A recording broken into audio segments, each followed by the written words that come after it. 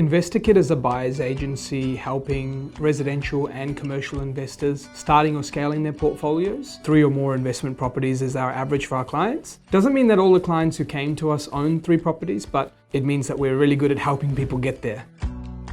So I was a little bit lost with all the different technology out there and the CRMs out there. 6, 7, 8 at times different subscriptions. It made it difficult for me. I had my clients have too many things to use. I did feel that we didn't have tailored support for people or businesses like myself. And so that was some of the pain points where I was looking for more help.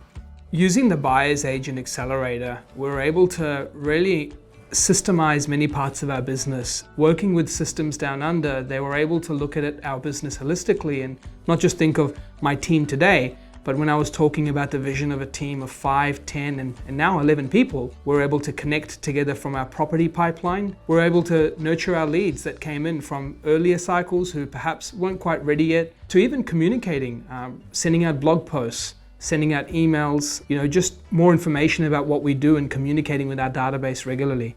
I think the biggest benefit of using the Buyers Agent Accelerator came back to just unifying everything, giving myself, my team, and my customers a consistent flow of messaging.